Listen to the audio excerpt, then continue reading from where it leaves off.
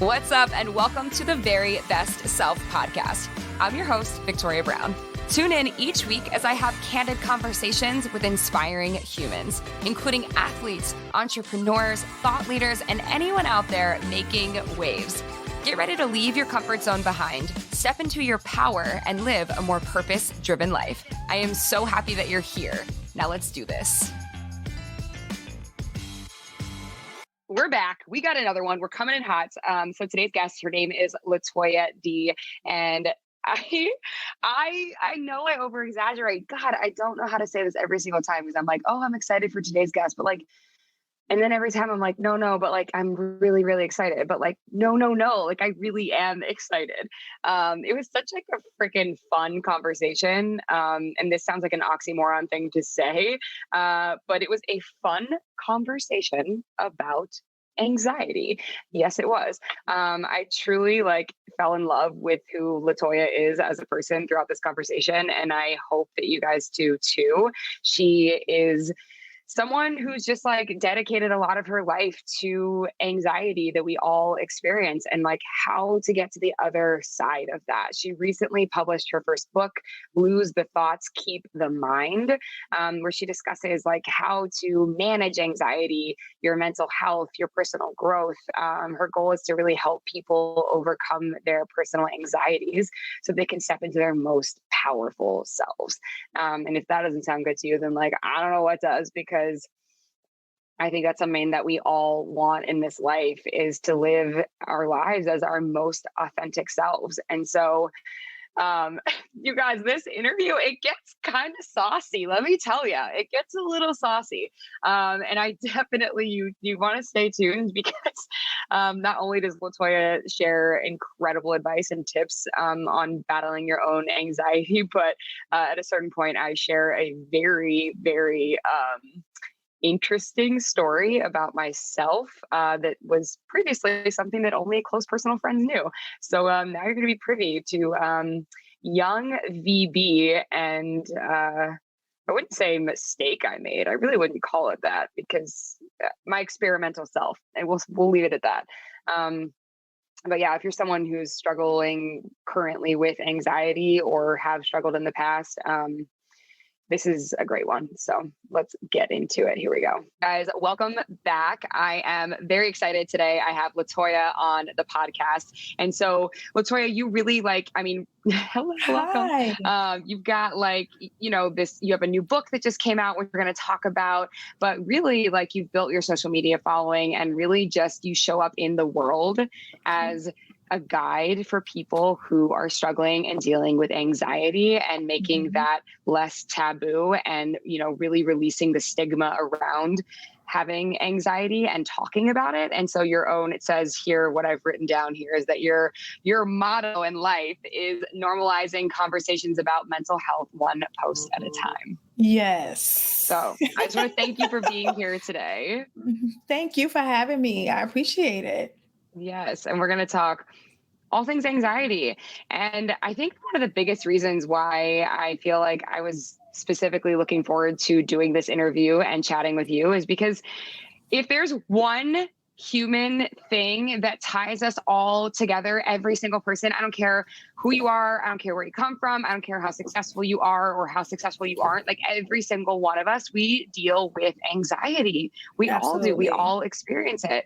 And you can't tell me any different. I know everyone deals with that. And so I feel like I was specifically just super really excited to, get on here and chat with you. So as someone who devotes their entire life to helping people cope with anxiety. Yeah. When you just said devote their entire life to it, that just made me anxious. I'm like, do I do that? Oh my God, that's such a big shoes to fill. Yeah, I guess I am an advocate for people who struggle with anxiety and overcoming it because of my personal experiences with it and struggling with depersonalization and really going through a really bizarre time in my life back in 2018 that opened my eyes to anxiety and how really bad. I was going to curse. Can we curse on here? Yes, you can. Oh, okay. Say what you So I'm want. like, I was going to be like, really fucked You up mean, how. can you be you? Yeah, can I be me? Yes, yes, yes, yes. I was like, wait a minute. I don't know if I can do that or not. But yeah, just like really how fucked up anxiety is, and how much of a liar anxiety is, and taking the power away from it. So I just became very inspired by wanting to heal, and going on my healing journey, and during that healing journey wanting to share with others, because I'm like, I feel like I should share this with people, and ultimately help them too if they're struggling. And what better way to make it as relatable? Because I think when we think about mental health, or it's becoming more of a conversation, and it's becoming normalized more to talk about mental health and anxiety. But I think, there's been a stigma, one, and when we talk about mental health, we immediately think about psychiatric help, or or psych wards, or the crazy people. Not, I shouldn't even say crazy, or people who are in distress and what we see in the streets, or like schizophrenia, things that are very severe, which those are also mental health issues. But day to day, folks like us, we are actually struggling with mental health issues, especially after 2020. Nobody in this world can tell me that they're not struggling with anything that has to do with their mental health after 2020, because we've had to adapt to a whole new world. Mm-hmm. So there is some grief process that we're grieving a life that we used to know. We don't have that same we're trying to get it back, but we don't have that same, what we were doing prior to February 2020, that is no longer. So we are definitely grieving that, whether we like it or not. So I'm very happy that now I have the opportunity to be a relatable girl from the Bronx, who got a little hood and a little twinge of ghetto, you know what I mean? But she also focuses on her mental health. And I just want to be able to inspire people who are like me and can relate to me to do the same. I love that so much, and that you're providing a space like that, and carving that out. And I think that's amazing. I think that, representation is, in 2020, like there's so much to unpack there, right? Like I want to talk about 2020. I want to talk about like what you said, and grieving, and knowing like some people are just thinking that they're walking around and like nothing's wrong. Yeah. Like, they think they're okay. They're fine. Mm-hmm. They think they're okay. And I think a lot of people are not. So I do want to unpack that, but also just what the end of what you're saying is like, just representation in general, and understanding like, there needs to be representation as a Black woman in every field. But like, how do you feel about mental health as a Black woman? And do you feel represented? And if not, then, how important is your role in this space to make people feel like they have a space and belong? I don't feel like there's a lot of representation for, I feel like there are some outlets for us, and there's people coming up in the world like the Charlemagnes and the Michelle Williams, which the most popular ones that I know. Taraji Henson, and she's doing her push with mental health.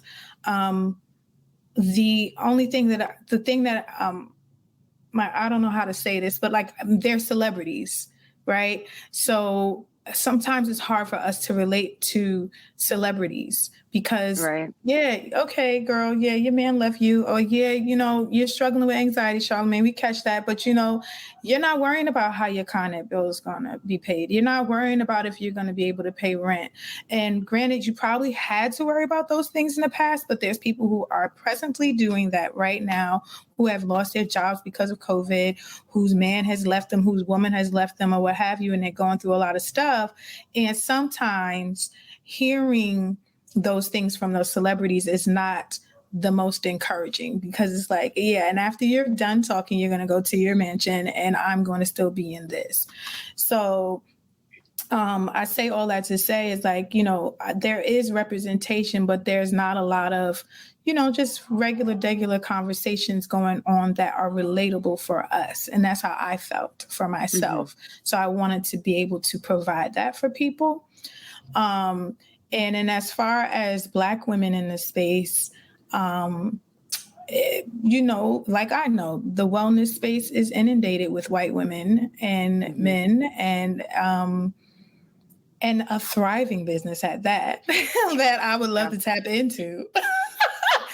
I mean, the brands are paying top dollars to people who are my friends actually in this space, and they're doing awesome work.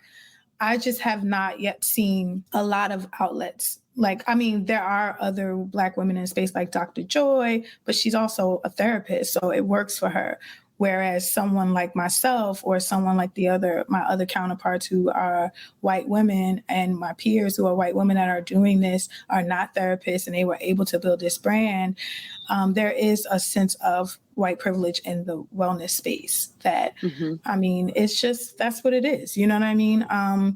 Do I let that stop me or bother me? No. I'm just going to try to make my own lane and, and build my network and build relationships with as many people as I can, Black, white, brown, Asian, whatever, and try to get as much reach as I can to the people who might see me and say, she reminds me of myself. I love this, and if I can get one person to do that, I'm happy. Yeah. And I think that's amazing. And I definitely wanted to make sure that we touched on that because I think it's wildly important. And it's something that I advocate myself for in all of the spaces that I'm present in. And so I just wanted to chat about that and talk about it. Just so that people just open their eyes. And thank you for that. Thank you. I appreciate that. You're welcome. It's important. I think it matters. It really matters. So just to open people's eyes and have these conversations, the more we talk about these kinds of things, I feel like the more like reach we have, the more we open all like doors for every person. And that's what really counts for something and matters. So I think that's really dope. Because your mental health struggle might not, essentially it ain't the same as mine. You know what I mean? Like your mental health struggle, and just like mine is not the same as yours. So there's things that I wouldn't understand that, are privy to you. And there's things that you wouldn't understand about me. So, but what better way to tackle this world of mental health and anxiety and healing if we can all bring our stories together? And then there's space for all of us to tell that story. Exactly. So to go backwards to the other point that I wanted to unpack about, COVID and understanding, it's like what we've been through. So many people, I feel like, they're coronavirus. Oh my God, I'm dead. Coronavirus. That was like the first TikTok that went viral. I feel like, okay, we're going to start laughing at what's going on because we literally do not know what else to do. Yeah, like we were all delirious during lockdown.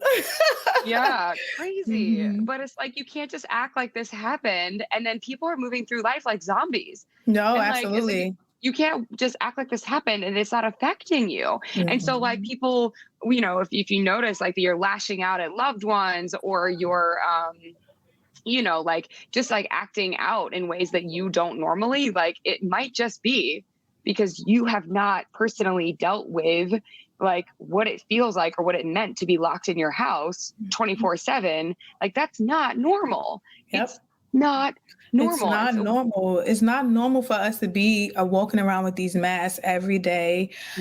Even during the height of lockdown, for us to be in the supermarkets with gloves up to here, dodging people in the aisles. It was like the fear we all lived with. Yeah. And the fear that I still live with this to this day. I was just looking at people out and my friend was like, you want to go to a bar? And I was like, a bar, girl, we are still in a pandemic. Like, I can't bring myself to do it. I just can't.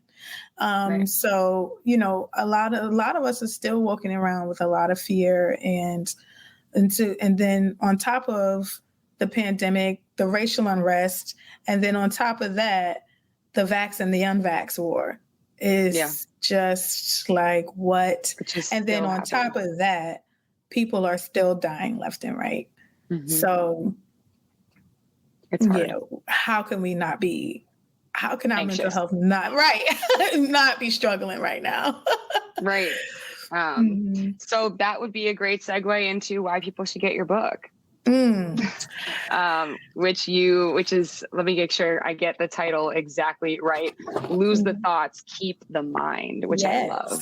Yes. Lose Yes. the thoughts, keep the mind. And Keep the so mind. it's all about battling anxiety and finding happiness. So Mhm. tell us about your book, and congratulations, by the way. Thank you so much. Lose the Thoughts, Keep the Mind came about because I am a habitual overthinker, but I have found ways to overcome that. So I can't say that I have stopped overthinking 100%, but I have found ways to subside the overthinking.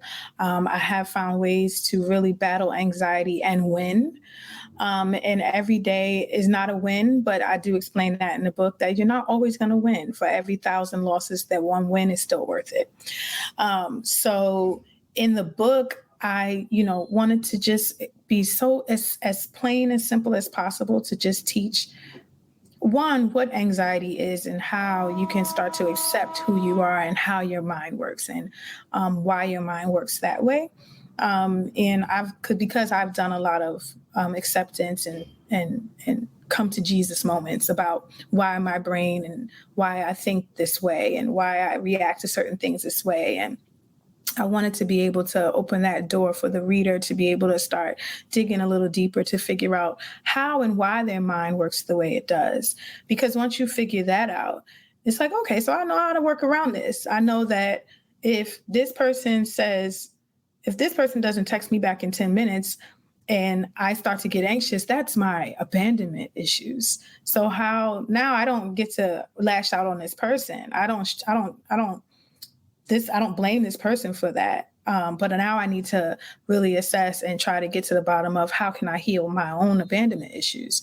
So I use the beginning of that book to really get in tune with who you are and why you are the way that you are and what makes you tick, and then the rest of the book is just like the tools that I've used along the way that have really helped me, and with the emphasis on a spiritual life that I have. So I share a lot of my personal journeys with those tools, and also a lot of my mistakes that I've made. I don't go in depth about it, but I just talk to a lot of the things that I've done in my past that I can say was because of my emotional distress and not facing head on those the anxieties and the issues that I had growing up. Right. That's really powerful. All of that. Just understanding that we have the power to reprogram our own minds. Absolutely. That so often we just point the finger elsewhere. And so understanding our own anxieties and understanding why we react the ways that we do. And like you said, like, oh, if they don't, text me back, it's like, okay, well, let me not take it out on that person. Let me ask myself, why am I upset in this moment? And what's the root Right. cause Right. underneath why I'm upset? And then Right. realizing that 9 times out of 10, it's like the reason that we get upset about so many things, or the reason that we cultivate this anxiety within ourselves, is because there's unresolved, issues that we haven't dealt with. There's past traumas we haven't dealt with. There's healing that we need to do. And most of the time it has nothing to do with the other person. Yeah, absolutely. And then sometimes it does, but even still. Right. You know what I'm saying? Because listen, fuck boys will be fuck boys. So always. But at the same time, you still get to figure out how you're going to respond to someone being a fuck boy. Am I going to spaz out now and go all ape shit? You know what I'm saying? Or am I gonna approach this in a different manner that's going to be beneficial for me and still carry myself in grace and dignity, and on to the next person. You know what I'm saying? Exactly. So it helps you to be able, I would hope that my book will help you to be able to decipher the two and make better decisions and choices as we along our emotional path. Along our emotional path. Or emotional journey, I should say. Yes. Yeah. Yeah.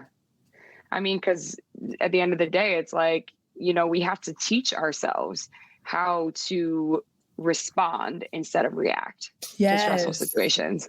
We have to Yes. teach. It's a learned skill. It's a learned Mhm. ability. Mhm. It's not something that comes easy for everybody. And it's I definitely don't think something it that comes we easy have. for anyone. Probably not. Yeah. I don't know. Some people are born just old souls and they know, I think. I don't know. But But do they, or do they internalize it and we just don't see it, you no, know? yeah, that's possible too. You Yeah. know, that there's some Which people is who worse. internalize stuff and we Yeah. don't see them act out, you know, and I don't know. But it could be some people who just know how to do it and they're old souls. And you know what? Good for you, because I'm not one of them. It was a learned skill. Which Right. is also like really inspiring because I mean, it's always the vulnerability that inspires people, right? Mm. So I think that's probably way more inspiring to know that like you're like getting advice from somebody who wasn't always this way. So that Mhm. inspires you to say, like, if you're not that way, if your anxiety gets the best of you, if you are somebody who has like analysis paralysis and you're like constantly future tripping on what could happen or what might happen or what like all these scenarios that you play out in your mind that have not actually happened, by the way, Mhm. where you're just constantly finding yourself going down this rabbit hole where you just think of the worst case scenario at every given like moment, like people can look to you and be like, okay, that's also who she was and who she partly of course still is, but like Yeah. now she's cultivated the tools to, find that stronger version of yourself, to tap into that version of you that like says like, okay, let me wait, hold up for a minute, like I know how to handle this, I know how to deal with this, and I can see what's happening when it's happening, and like kind of Absolutely. like hit the brakes in the middle of it. Absolutely. And you just, I mean, you said it better than me. I don't even got to say anything because you said it better than me, girl. Yeah, I just feel like, going through depersonalization, and I don't know if you know what that is. It's a symptom of anxiety where you feel like you're living in a dream world, or you can be looking at your hands and your body and you're just like, this doesn't look like my body. You feel very disconnected. So it is a form of disassociation, and it was the most awful, bizarre thing I could ever go through in my life. And for about 6 months, I always say this, the way that I can explain it was that I felt like I had taken an edible and I was on this really, really bad high and I could not Wow. come off the high. And I felt like that for like 7 days, 24/7 for like 6 months. Wow. So, um, that's how Analog Girl was born and how I was able to start really advocating for myself and trying to figure out what's going on, because I had a therapist try to tell me that I had schizophrenia. So it was just, I was in the trenches, fighting for my mind. And I literally was fighting for my mind. And I was just like, I know there was just a little small spirit, a small voice in me was just like, nah, this ain't no schizophrenia. Like, this is just anxiety. And we're going to figure out how to get us back on track. We're going to figure this out. So I always use that story and that testimony to connect with listeners and readers and anybody who comes along my Instagram, that I have been there and I have done it. I have done the work. I'm still doing the work. So, and I'm not a therapist where I'm just like preaching at you, telling you this is what you need to do. It's my actual life experience that has gone through this madness and made it out. Wow. And I want to thank you for sharing that. I think it's so, so important because people, it's hard. It's really Mhm. hard to Mhm. feel like you're not in your own right headspace and feel like you want to gain control of yourself and who Yes. you are, and sometimes not feel like you can find your own footing. Yes. And so really just normalizing that, knowing that like you experience these kind of feelings sometimes and like you can find your way back. But I love how you like are basically, you were your own cheerleader. You're like, we're gonna figure this out, like Yeah. Yes, we got to Yeah. figure out what's going on. This is so strange. This is so weird. I hate this feeling. I lost my job because of it. I couldn't even function at work. I was just sitting at my desk and just staring off into space like a deer in headlights. There really was no support for me at my job. Like I think they were laughing at me and like kind of they clicked up and just thought it was funny. And they just thought I was weird. And I was on an island there. I was the only Black girl, and there just was no support. And they fired me. So I was just like, Wow. yeah, I had to figure out like, okay, girl, what is happening? Everything is crashing down right now, So, Yeah. it was them firing me that just really like got me on that. Like, I got to figure this out. Like, got to do something. I can't lose my house again. I can't do this. I can't go back to being homeless. I just can't do this. So, I always just had that drive to figure out what was the next step. Man, you're inspiring me so much. Just I that's why you always it's vulnerability. It's always the vulnerability. Like you want to connect with other humans. You want to figure your own shit out. Like whatever it is, it's always vulnerability. It's talk about it with anybody who will listen. It's just that's just always the key. Because like I now feel like I know you on such like a more even like crazy like more human like way, like just connecting to the humanness in all of us and like just seeing people for who they are and like what they are struggling with or dealing with. It's like you realize that none of us are alone in what we're going through. No, I mean different stories, but same kind of situations. So yeah, we all are. I think one way or another, we have something that is relatable to each other. Always, no matter who you are, always. Man, I really thank you for sharing that. Quite welcome. I really do. So as we were talking earlier about, representation, I don't know if you know a lot about this specific thing, but I've got some male listeners as well. So, I'm sure you have your own podcast as well. So you're the analog girl on Instagram. It's the.analog girl, right? And then your podcast is called The Analog Girl Podcast. Oh, it's also the analog. Okay, perfect. So, I mean, I'm sure you've had men on, and just for our male listeners who also may struggle with anxiety, is there anything you have to, point to for that or anything you have to say about it? So I'm very sensitive to men going through this.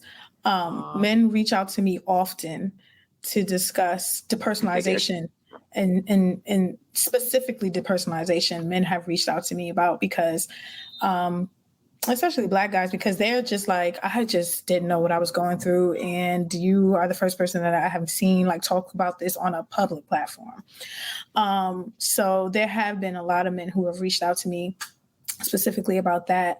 And anybody who is going through depersonalization, or I describe something that you think you might be going through, I did have a guy named Sean O'Connor on my show, and him and I discussed. He went through depersonalization. He actually wrote a whole manual, and that's how I was able to get on the right track to heal, because I read his manual in literally like 2 hours, and I was like, okay, I'm gonna do everything he done told me to do in this book. So change my diet, check. Exercise, check. Meditate, check. You know what I'm saying? No more drinking alcohol, check. I'm doing all of that kind of stuff. And he really works on rebuilding the mind from the inside out. So working on the subconscious. So I really got really obsessed, and I'm still am very obsessed with rebuilding and renewing myself from the inside out when it comes to the brain and working on the subconscious first, then the conscious mind. So I think that, that is where men can start, is with working on those subconscious mind and those things, and getting to the deep rooted issues of where the anxiety might be coming from, where the PTSD might be coming from. Also, I might want to go back and listen to that episode with Sean O'Connor, or find him, because he's amazing. Oh, immediately I was like, I need to have him on. He sounds listen, awesome. He's really dope. He's from Ireland. And he lives in Ireland, Cork Island he lives in. And I just reached out to him, like, you want to come on and talk about it? So if you check out the episode, it's pretty funny. Him and I were like just laughing and like telling war stories about the depersonalization and how, you know, I was actually scared to come out of my bedroom during my spell. And he was saying how he was scared to like go wash his hands, or he thought the sink was going to kill him or something like that. It was just like something really weird. And we were like, yo, how crazy is this? It's so crazy. You know, and like, I really could not step out of my bedroom. I was so scared because my surroundings didn't feel real. Anyway, I say all that to say, like, you know, I think for the men that, you know, I don't know how much I can get in across, but that it is okay to not be okay to men. And I always like to communicate that to them and just know that validate their feelings and know that they are heard. So anytime men do come in my DMs and talk to me about that stuff, I always want to make sure that they know that that I validate their feelings, and it's not crazy. You're not the only person that's gone through this. And I also make note of the fact that a lot of people who smoke weed or do edibles and have a bad trip struggle with depersonalization. So I've had a couple of people who've been like, yo, it happened to me. I smoked weed and I got high. And then I never, you know, kind of recovered from that bad trip. And it's that they struggle with depersonalization. So, wow. Yeah. As popular as weed is like getting, right, and as legal as it's becoming, that's just an interesting thing. I feel like a lot of people are not talking about.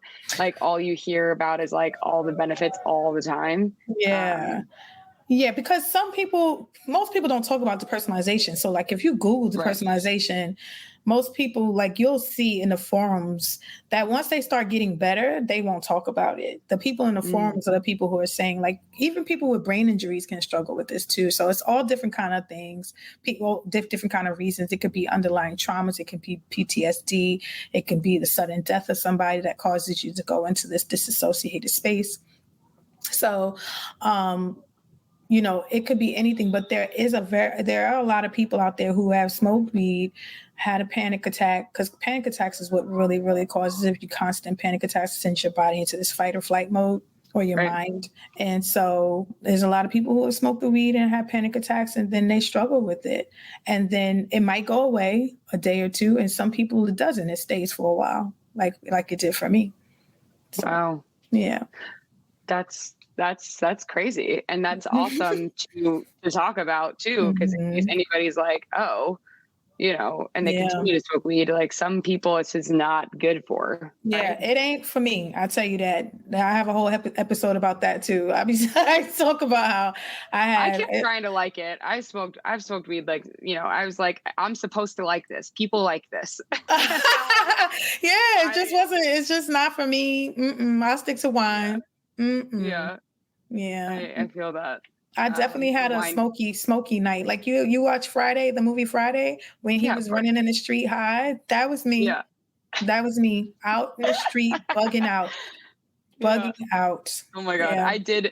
I have done an edible. This is so off topic now. It is so off topic, but like, I feel like I'm just going to tell this story, like the super, super, super shortened version. Like, I did an edible one time because I was like, okay, this is like I said, people do this. Right. People like this. I should like this. I should like this.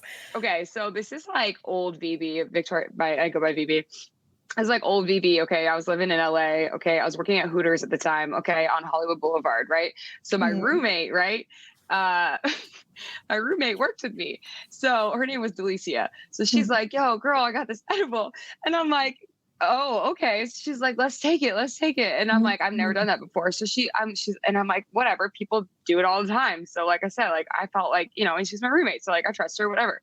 So we go upstairs. She has this cookie. She gives me half the cookie. I eat the entire half of the cookie. Oh, I literally thought I was dying. I was taking an order, and this is the only time I've ever experimented with this. But like, I was just like, I mean, I guess obviously like idiot, like I shouldn't have ate half the cookie, but once again, it was my roommate, right? So I'm like, I'm trusting her. right? But I guess like if you do edibles all the time, who knows, whatever. Right. Why I had the trip is not matter. Yeah. So like I was working and I'm taking this order and there was this like giant family and I'm like I kept telling her, I was like, I don't feel right. And she was like laughing at me.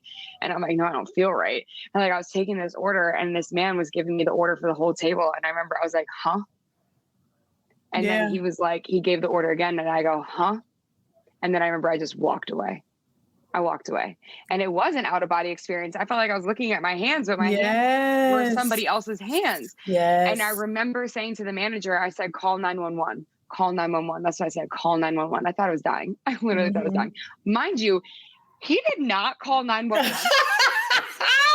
That's like, you know, I feel like that's that. Did you ever see that video? It was a YouTube video when the husband and the wife did edibles and he was like, call 911. And he was like, they were like, what's wrong? He was like, me and my wife, we did edibles. I think we're dead. We're dead. I think we died.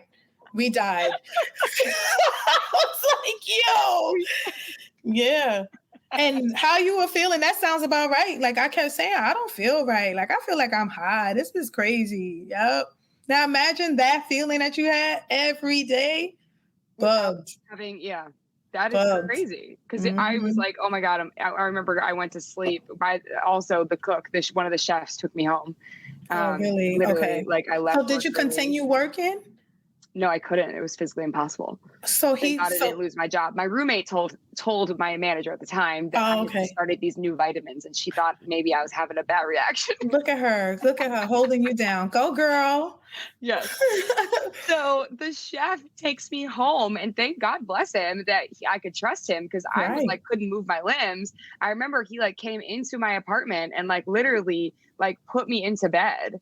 And I remember when I closed my eyes, like I couldn't really lift my limbs, but when I closed my eyes, I was like, well, this is the end. We're not going to wake up. Like, this is the end. This is how we go out. And I'm like, I can't even lift my arm to try and call somebody I love. Like, this is the end for me. And I remember next morning I woke up, I opened my eyes and I was like, I didn't know if I was asleep for 4 days. Like, I didn't know. Wow. I was like, and then I was like, okay, we're here. And then I was like, okay, we're getting up now. We're standing. We're okay. But you didn't panic through any of that, huh? No, I don't think I really did. See, my ass would make it worse because I panic. I was panicked. Like, I guess I still trusted my roommate. I was like, I guess I'm going to be okay. Yeah. I don't know. I don't know what I thought, to be honest, at this point. I was just grateful when I woke up the next morning. None of this had anything to do with, and we just went on a whole side tangent. We did, but it's okay. Yeah. It was wild. So, and that is like a story that only like close personal friends know, and now the whole world. Now the whole world's gonna know, but it's okay because we all have those type of stories. The one time that VB worked at Hooters on Hollywood Boulevard and ate a cookie and then tripped real bad. I just love hearing other people's stories. I snatched a drink, like a little kid drink, out of this boy's hand. This lady was walking with her son, and I was with me and my friend, and my friend was like, ma'am. The lady was like, is she okay? And I was like, I'm not okay. I need Jesus. I think I'm dying. I need Jesus. And then I was like, my mouth is so dry. And she was walking with a little boy, and he had like little drink, a little box drink in his hand. I snatched the box drink out of his hand, was squeezing the drink down. It was like a movie. It was ridiculous. Wow. It was ridiculous. So I had one of those nights too. And I was like, never again. Nope. So for anyone out there who's gone to the depths, is in the depths of it, like you can come out on the other side. Yeah, you can come out on the other side. Some people it's for, and some people it ain't. It ain't for me. Yep. Okay, so another thing I wanted to ask you about. Yes. The holidays are coming up. That is a huge, huge source of anxiety for so many people. So many people. So what is your experience with dealing with holiday anxiety, or have you spoken with anyone else that has dealt with it? And, you know, what are your tips, if you have any, for dealing with anxiety that comes along with the holidays? So I really, really encourage people now more than ever to, if you can, get into therapy. or find support groups during this time, because this is the roughest time. And while I do have faith in ourselves to be able to get ourselves through this stuff alone, I think that during the holidays is when you really absolutely need a listening ear. Because I too, like, I mean, I have family and everything, but for some reason, I mean, I live alone. I'm not married. I'm dating. I don't know I don't know. I don't even know if I should say I'm dating. I don't know, but it's like there's someone I'm seeing, but it's not like it's, oh, we're going to do the holidays together. Like, and my son is grown, so I don't necessarily have that big family anymore. So it really hits home hard during the holidays when it's just not like it used to be. But I find that I try to make myself more open to being around my friends, being intentional about being around my friends and my family. And then also, in therapy and talking it out and expressing my concerns and my feelings of feeling disposable or feeling abandoned or what have you that come up, because everything seems to come up during the holidays. But the big one for me is feeling disposable and not having a partner and having someone to love me. So I do focus a lot on therapy, talk therapy, and being around the friends that I know that love me and that care for me and will be able to be there and support me during that time. So I think that that's very important for us to do.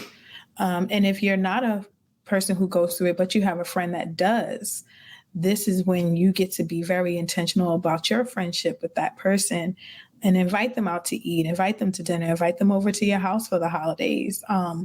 Even if they say that they're fine and you sense that something is not right, insert yourself. You know what I mean? Like, insert yourself. I think that, friends should do that. When you see that you have a friend that's spending the holidays alone, like, we shouldn't, even if they say they're okay, we shouldn't let that happen. If we can help it, so, and I try to do a lot of, like, I do an unhappy happy hour during the holidays.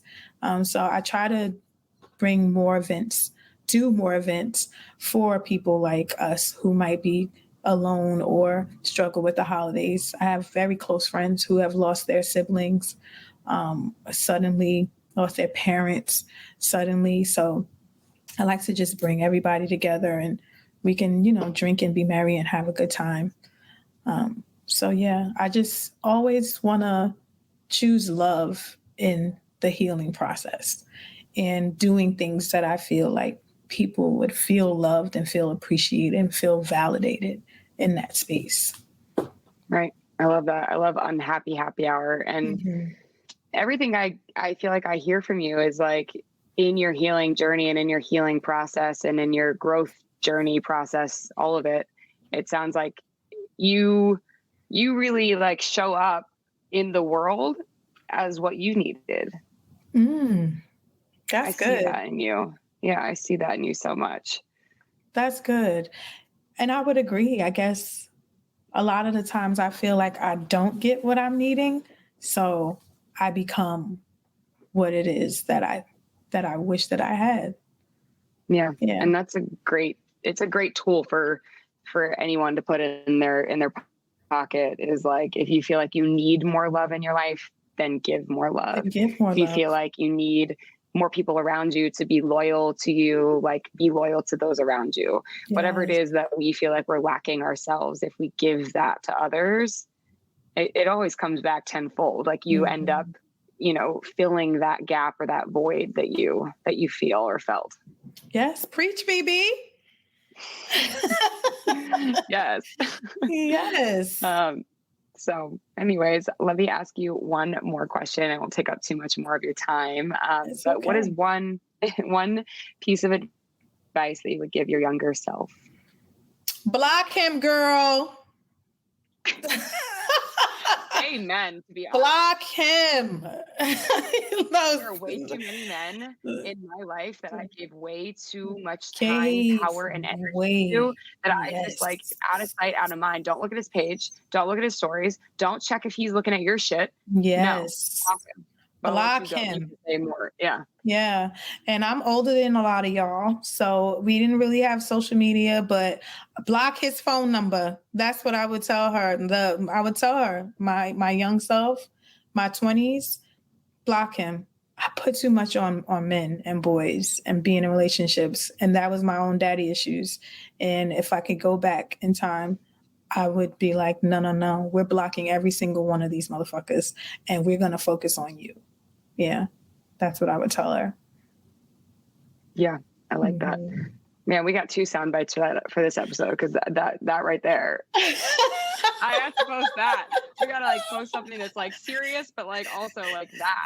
Because I mean, I feel like I could get on my soapbox all day long about that, about finding love and like not allowing people to disrupt your energy or your space or like just who you are, because like it's just like we have to wake up and like realize like how special we are. Yes. How powerful we are, how capable we are, how necessary we are. And how dare anybody out in the world ever try to make us feel less than. Yeah. And then on top of that, how dare us try and chase somebody who makes us feel less than? Like, I don't, like, what? That's it right there. It's the chasing. It's the chasing because we don't feel that we're worthy enough. And I was just talking about that with my friend. And I was like, how dare us not feel worthy enough when God created us in his image? So how dare us not feel worthy?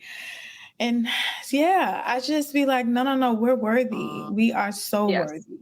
All of this beauty was not on accident. All that beauty was not on accident. It was not. It was not. He knew what he was doing. Mm-hmm. He definitely did.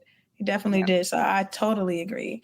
And we don't need to chase anything in this world. The only thing we need to chase is our liquor. That's it. Amen. There you go. That's it. All right. So that was our. Can I call you anxiety queen? Can we say that? Oh, is that what they want to say? I don't know. It just came to my mind. Anxiety queen herself, like demystifying what it means to have anxiety and removing the stigma. So thank you so much for being on, LaToya. You were awesome. I thank you. Thank you so much, Phoebe. I loved it. Thank you. So I know I said this was going to be an awesome episode, but I really, really did think it was so awesome. It was truly inspiring. I think LaToya has a really special gift, if you ask me, in just talking about something that we all deal with in such a human way, in such a way that is so incredibly relatable. And I think it's something that the mental health space is missing in a lot of ways. I think it's really easy to tout out a lot of facts or, just talk about, just things that sound, clinical depression or these buzzwords, right, that are out there. I think that's really kind of actually easy to do. But to hear someone talk about something like anxiety and the way that she did in such an approachable way, in such a way that makes you feel like, oh, wow, I'm not alone. And like she experiences this and I experience this and we all experience this. And I don't know, I really, really enjoyed today's episode and I hope that you all enjoyed it as much as I did. So definitely make sure you follow her on Instagram. She is at the.analog girl, ANALOGGIRL, the.analog girl. So follow her on Instagram and of course, pick up her book, Lose the Thoughts, Keep the Mind, How to Battle Anxiety, Find Happiness, and Live as Your Most Authentic Self. So if her book is anything like the interview we just had, I've already ordered it. So yeah, it's going to be a good one. I know that for sure. Thanks for tuning in today, you guys. Follow her on Instagram. Follow me at Victoria Brown. Follow the pod handle at Very Best Self. And thanks for being here. Thank you for listening. I don't say that lightly. It means so much to the growth of the podcast that you show up week after week, that you share it on Instagram or with your friends or whoever, that you like, subscribe, follow, all of that stuff. Like it really actually matters and it's really helpful. So I don't know. I know you're here because you hopefully get something out of this. And that's really what the whole goal is behind why I do any of this, is so that I can make someone's day even 1% better. That's always the goal. So thank you for being here, and hope it's 1% better at least. See you guys next Tuesday.